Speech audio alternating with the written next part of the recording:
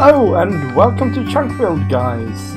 Well, I hope you liked the build you just saw. That is something we're going to get back to in a minute. It's a Furriers or a Letherworkers or a person who deals with leather in the medieval times. But first, I posted some pictures of these huts on Reddit, and I got quite axed actually. Well, a lot of people liked them, but there were some people who had serious critiques.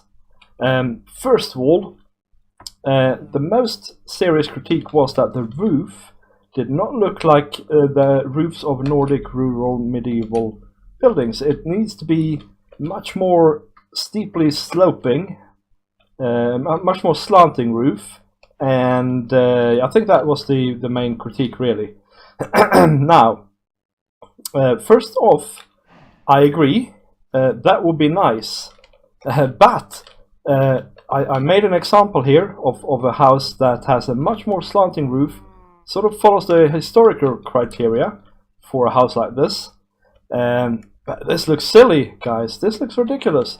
You can't do this, right? Because then it looks like, I don't know what.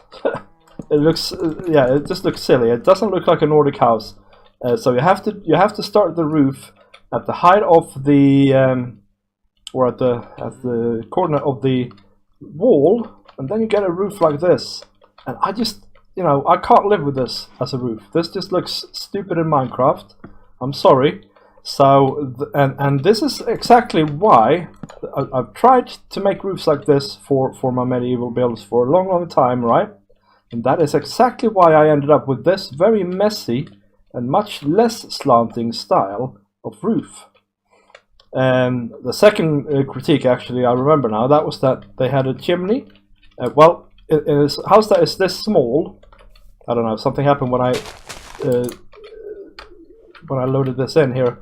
That wasn't meant to happen, really, so I don't know what is going on, but if we look at this, we can see that there is no way that you can have a living space in here if you have a fireplace, because a fireplace has to be 3 by 3.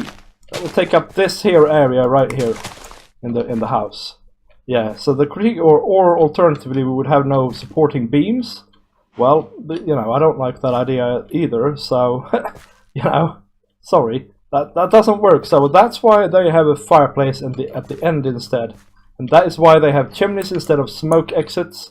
Like here, and besides, what can you do with the smoke exit? It just looks silly. It looks like there's a hole in the roof, And yeah, so that is why these look like this. Now, what I do think is that while the roof isn't slanting enough on these houses to be historically accurate, it does convey the general feeling of the houses. That's what I think, and that's what I'm going for. I will give you the chimney, Mr. Reddit critiquer.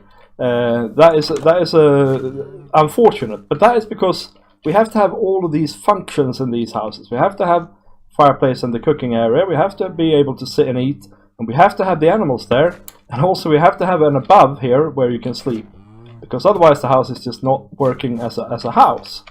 So I would say that this is the best I can do to be historically accurate, while still making it look good and making it functional. Enough about that, guys. Enough about that. Reddit is great. You should go and check out the Minecraft Reddit. This is today's build. It's a Furriers, or it's a Letherworkers. And I really like this build for various reasons, okay? Now, first of all, it's in layout, it's kind of similar to the blacksmith. It has these two little sheds, but the difference is this is a shop. So this is the end station. This is where the finished goods end up. And they even have a little rug to make you feel luxurious when you go in here and shop for your leather gear. But what I also like about this building is that it has no less than 6 or 7 different stations here. I'm going to go through them in a minute. But also I like, of course, all the builds where we can have a bit of landscaping and height variation, and a bit of flowing water. There's a river going through this one here. Now, because of the river, I have to have some fences here, or iron bars, otherwise it'll just overflow. But obviously when you put it into your own world, you just remove these and build a river connecting to it, or a stream connecting to it. So let's go through these different stations, right?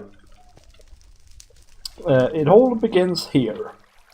They take the leather, they wash it with some chemicals in it. And the chemicals in this build are represented by the slime blocks. So underneath here, underneath the water in this basin, there is a slime block. So they take it and wash it to soften it up and to make the remaining fur and meat that is on the pelts easier to take off. And then they put it in these places here, and they use a carving knife or a knife, I don't know the term in English, sorry, to actually scrape off the flesh and to dehair the pelts. And then they put it in these chemical baths here and here to soften it up and make it absolutely clean before they continue. And when they continue, they go over to here and they wash the leather out really thoroughly so that it's all clean and free of chemicals. And in the same sense, they dye it over here in the color desired. And also they use chemical ingredients to make it so that it's preserved. Finally, over here, they bathe it in the water, oops, and they heat it up in various stages to make it harder and to shape it into the shape they want. And they do that all the while being here, over here as well, cutting it up, shaping it into what they want to make, and then it's a done, finished product. And they take it out here for selling. Now, this sort of, anyway, actually follows the process that you have to go through with leather to make it into like a bag or something like that. So I'm quite happy with that, I'm quite pleased with that. I really like processes like this, when you can lay them out in a small space, like this. Now, talking about the building, it's two simple sheds, really. They follow the same style pretty much as the blacksmith, although they are a little bit less robust. And then it's just terraforming and landscaping here with some basins made out of cobble. The riverbed, I imagine, because there's so much coarse dirt, podzol and stuff like that around here, I imagine that this is an iron-rich stream. So I've included quite a lot of this red sand to symbolize the redness of the water a little bit. Otherwise it's just gravel and normal sand as well in the mix down there. As in the other builds, we have some little pebbles or rocks in the form of buttons. We have some bigger stones here as well, and I really like how the waterfall sort of has a rock in the middle here. So if you're a furrier, you can probably jump over here without too much hassle. Not that I can, but then again, I'm not a furrier, am I? So there you have it, guys, the third of our rural medieval themed buildings. And next time I think we're going to try and put all of this stuff together into a little tiny village with around 30 odd inhabitants. So that's going to be an interesting project. So next time it should be a ChunkBuild special. But until then, guys, remember to like and comment, and also to subscribe to my channel, because I do publish these fairly regularly, but fairly infrequently. Sorry, fairly frequently, but fairly irregularly. So there's no telling really when they're going to come out, but they do come out quite often. So if you want to see more of these chunk builds, remember to subscribe. Alright guys, I will see you next time. Bye bye!